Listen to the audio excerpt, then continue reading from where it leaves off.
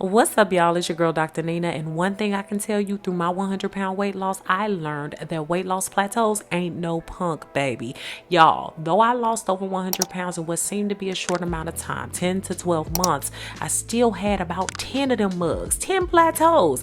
I promise you, it would be like days where I felt like it was nothing I could do and I would get down on myself, but I'm here so you don't have to go through that. So here are the 8 ways to break a weight loss plateau that actually work, and a lot of these are scientifically based and are not things that just work for me. They work for lots of people. Make sure that you comment down below. Make sure that you click that like button and subscribe. Text me and get in on my free text community and receive your weekly motivation direct from me. Let's get into this video. The first thing is eat enough food. And some of y'all probably like, what? Eat more? I thought I was supposed to eat less. But yes, let me explain. Your body adapts to whatever fuel you give it, meaning that you can get used to living on fewer calories over time. So if you're only taking in like 1,200 calories a day, which by the way, none of us should be doing for a very long period of time or regularly, your body is going to learn how to function on just that. That's why it's best to lose weight slowly. So I've moved slowly and I feel like it was the best way for my body and for my mind to catch up with one another, so it knew what I was trying to do. Reducing calories to lose just about a pound a week is usually what's best. The next thing is dial your workouts down a little. Yeah, I know I go ham at the gym. Okay, y'all really finna be looking at me crazy yet again. I had to learn to do it in moderation. In fact, in doing research, I found that one study published in the Journal of Current Biology found that more exercise does not equal more calories burned. Those who exercise moderately use the same amount of energy as those who slaved away at the gym for long periods of time. So it's recommended to do at least 2.5 hours or 150 minutes per week of moderate intensity aerobic physical activity, adding in strength training at least 2 days per week. Think of things like brisk walking, light biking, swimming, or slow and controlled strength training. This is needed for continual fat loss. Also, we got to check our post-workout overeating because the struggle is real. Now, have you ever completed a hard workout and felt like you owed it to yourself to eat whatever you wanted? I know I have. Well, that kind of mindset often stunts our weight loss.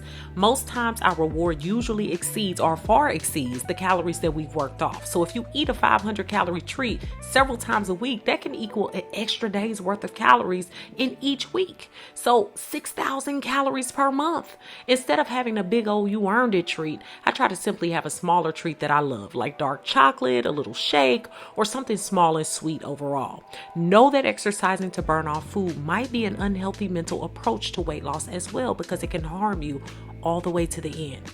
And speaking of overeating and being considerate of it, this is where intermittent fasting came in for me. And while I've done the 16-8 method for a very long time in my fitness journey, I've really been focused on using DoFasting to keep my journey solid, and I'm happy to say that they're the sponsor of today's video. Y'all, I thought I knew everything I needed to know about fasting, but I'm learning so much about maintaining my health and fitness habits with this app. I've been using it for a while now, as you know, and it's a game-changing app with worldwide known intermittent fasting methods that guide you in an easy to use app.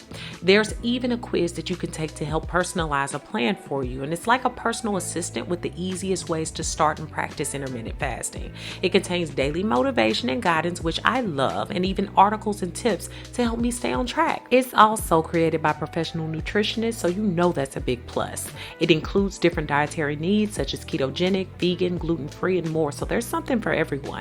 And it even has simple at-home workouts, even with no equipment, with more than 5,000 recipes, an active online community to share experiences, helps to bust the myths and get some real answers. And I'm loving all the motivation that I get daily and the reminders which keep me on track. DoFasting is currently offering up to 75% off all fasting plans. And with my code BabyDol10, the first 500 people can get an extra 10% off their first subscription. The discount code can only be applied when purchasing the plan on a web browser, not via the mobile app. So click the link and start your fasting journey today. The next thing has never been always fun for me, I'm not gonna lie, but portioning out my food has been a game changer when I plateau.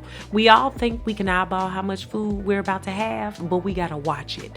If you've stopped seeing results, you may need to pay attention to your portion control. It may not seem big, but check this out. If you add just an extra couple tablespoons of peanut butter here or there to your daily smoothie. That's around 120 extra calories, adding up to 840 extra calories a week. That's a lot, boo. First, familiarize yourself with what you should actually be eating, then measure it out. After you get used to that and then you know what that amount looks like over time, you can go back to eyeballing it. I also use a measuring cup or use also my measuring scale. That little scale is amazing because I just plug in the foods. It tells me all my macronutrients and my micronutrients. Love this thing. I have it linked down below for y'all. It has made measuring my food fun and easy.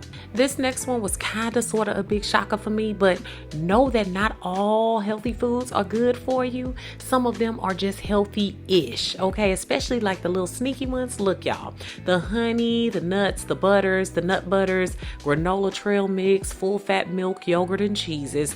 We can all go overboard, and then that can trip you up in your weight loss. This is why I track my food at times and stop overindulging. It's not that they're bad for you, but they're high in calories, so they're sneaky. Eating too much of them might not just stall your weight loss, but it could also send you back up the scale. Eat these foods in moderation, and it could just put your weight loss back on track. Also, a trick for me is to simply add fiber, protein, and veggies to every single meal.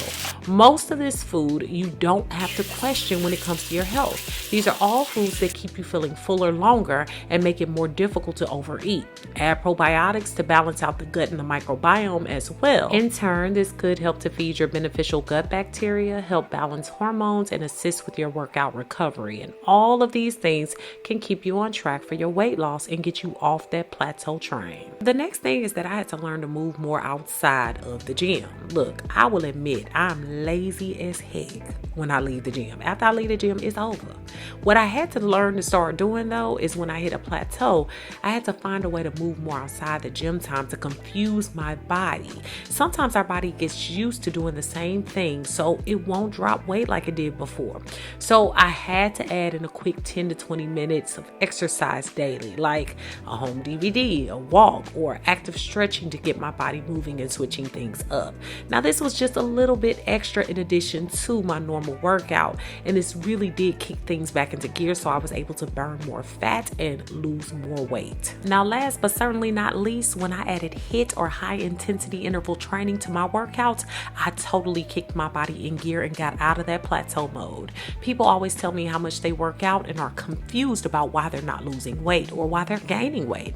But your body actually gets used to the same exercise routine as I mentioned before, and interval training helped me with this.